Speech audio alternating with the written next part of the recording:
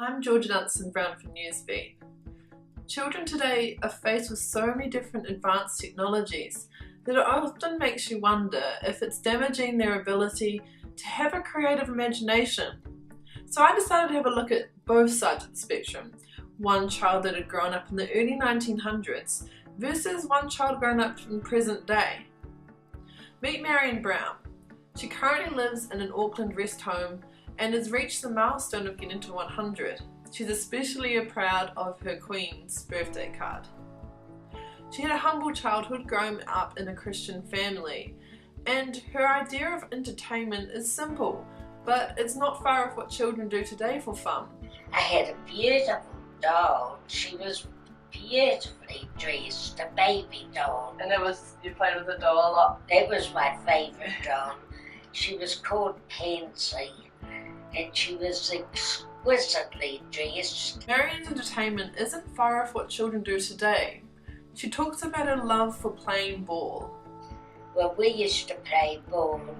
We'd have so many steps backward. We'd throw the ball and catch it. Yeah. And they do that 10 times. Then we'd step back a bit and we'd throw the ball. We did that the number of steps back. And then we'd have to catch the ball with one hand. Yeah. Then we'd have to catch it with a left hand.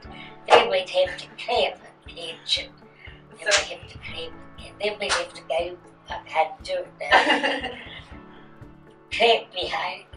Clap there and behind our backs and catch it. When new technologies were being introduced, the world started becoming a more exciting place because people were starting to become more connected. When radios first came in, and well, I can't remember which year, whether it was 11 or 12, I had a birthday party of some of my friends.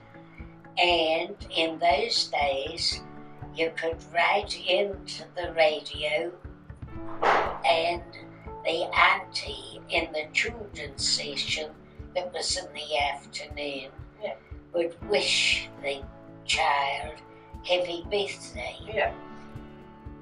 So my dad sold radios, so we had one. This was early days of radio.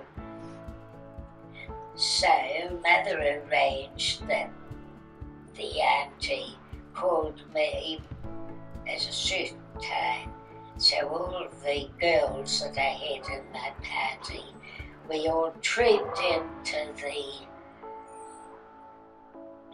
room where the TV was. Yeah.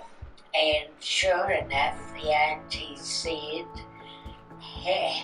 many happy returns to Marion every year, I was there. Yeah. You can't take away a child's love for lollies. Back in Marion's day, it was considered more of a treat though. We used to be able to buy a licorice pipe that had a little wire cage on top of it, and in there were little balls. You could blow the pipe and the balls would jump up and down. Here's the other side of the spectrum, Sarah Brown. Most people today think that children are always glued to their computer screens, though it seems that Sarah has a good balance of being able to have fun with technology as well as being creative and using her imagination inside and outside the house. When I'm by myself, I usually go on my computer and play Agario and games like that. And when I'm with my friends, we usually play outside a lot and build heaps of forts. Yeah? And Outside forts or inside forts? Because inside. they're better ones there. Yeah, we make them really big. I do drums. Yeah. And I love playing sport. I'm quite sporty. I like drawing and doing art too.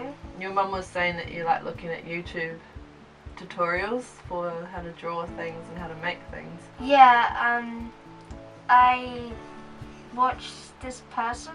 I think he's called Mark McCrilly. I can't really pronounce his name too good. But I watched him and I've drawn some of his tutorials before and they're really helpful. If you're getting the same picture of Sarah as I am, it seems that technology isn't just about having fun. It's about being connected and being able to talk to people about topics that are on social media and whatnot. You've got 2 other sisters. Yeah. And you said that you watch the same TV shows as them so that you can have something to talk about with them. Yeah, because they're always using references and I want to know the references. Yeah, at the dinner table. Yeah, at the dinner table they'll be like making references to each other from like Parks and Recs and other TV shows. Similar to Marion, Sarah had a love of toys too. I guess children just love having something to take care of and love. I have one teddy bear called Teddy. Yeah. And my grandma gave it to me. So I used to love Teddy and I would sleep with him every night, and I still keep him in my room.